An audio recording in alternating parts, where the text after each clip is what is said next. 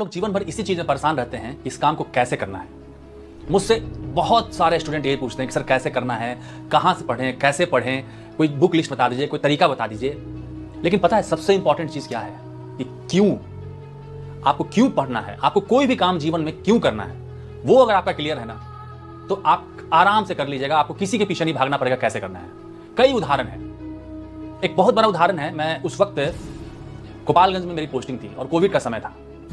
एक लड़की थी ज्योति नाम की, वो 1200 किलोमीटर अपने पिताजी को अपने साइकिल पे पीछे बैठाकर दिल्ली से बिहार पहुंच गई। मैं संजोगवश उससे मिला था वहां, और हिम्मत की दाद देनी पड़ेगी क्योंकि उनके लौटना उनको मस्ट था। उनके पिताजी की तबीयत खराब थी, उनका था कि कैसे भी घर पहुंच जाए, तो उन्होंने कर लिया। वो नहीं भागने गई कि बस का टिकट नहीं मिल रहा है, ट्रेन का टिकट नहीं मिल रहा है, फ्लाइट में अफोर्ड नहीं कर सकती। क्यों?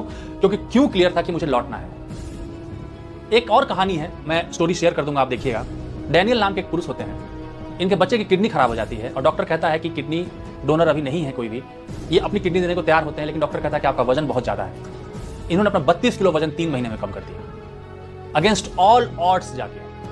3 महीने में 32 किलो वजन कम करना संभव नहीं है, लेकिन असंभव भी नहीं। एक कहानी जिसने मेरे जीवन को बदला, मेरे जीवन पर बहुत ज्यादा इंपैक्ट उस कहानी का, और मैं कई बार सुना चुका हूं, आज फिर सुनाता हूं। चीता और हिरन की कहानी है। चीता की जो दौड़ने की स्पीड होती है वो होती है 120 किलोमीटर प्रति घंटे, मतलब 1 घंटे में 120 किलोमीटर दौड़ेगा वो। और हिरन की जो होती है वो 40 किलोमीटर प्रति घंटे होती है। लेकिन जब चीता हिरन के पीछे भागता है तो हिरन अपनी सारी शारीरिक क्षमताओं को तोड़कर चीता से तेज दौड़ जाता है और अपनी जान को बचा लेता है। कारण है क्यों?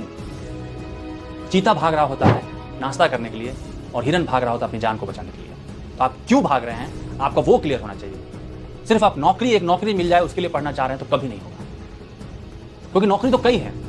आप प्राइवेट नौकरी कर सकते हैं, सिक्योरिटी गार्ड की नौकरी कर सकते हैं, ड्राइवर की नौकरी कर सकते हैं, लेकिन आपका वो क्यों क्लियर होना चाहिए कि मुझे इतना बड़ा पद क्यों चाहिए। वो जिस दिन आपका क्लियर हो जाएगा ना, फिर आपको किसी से नहीं पूछना पड़ेगा कि कैसे पढ़ूं।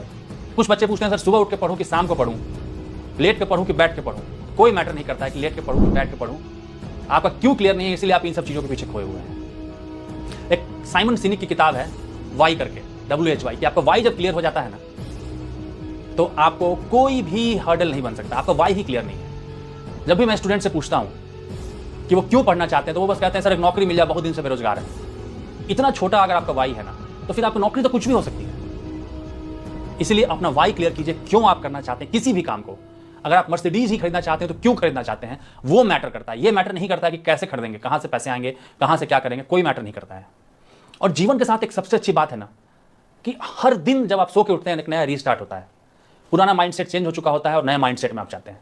तो कोशिश कीजिए कि आप अगली सुबह जब उठें तो एक नए माइंडसेट के साथ उठें और एक कमिटमेंट लें कि रोज मैं अपने आप को कुछ ना कुछ बेहतर बनाऊंगा। कल से कुछ भी, मैं एक पेज ही पढ़ लूंगा किसी चीज को जिससे मेरे लाइफ में कुछ फायदा हो, तो मैं आगे ही बढ़ूंगा लाइफ में। लेकिन ऐसा नहीं होना चाहिए कि मैं रोज एक कदम पीछे जाऊं। मैं मोबाइल को बहुत क्रिटिसाइज करता हूं, अक्सर मोबाइल को क्रिटिसाइज करता हूं। उसके लिए कई लोग कमेंट्स में कहते हुए कि सर अगर मोबाइल नहीं होगा तो कोई वीडियो कैसे देखेगा आपका। मैं ये नहीं कहता हूं कि आप वीडियो देखिए, ये मस्ट है, लेकिन एक चीज जो मैंने अपनी लाइफ में फील किया, आप भी 3-4 दिन के लिए करके देखिएगा। ज्यादा दिन नहीं, 3-4 दिन करके देखिएगा।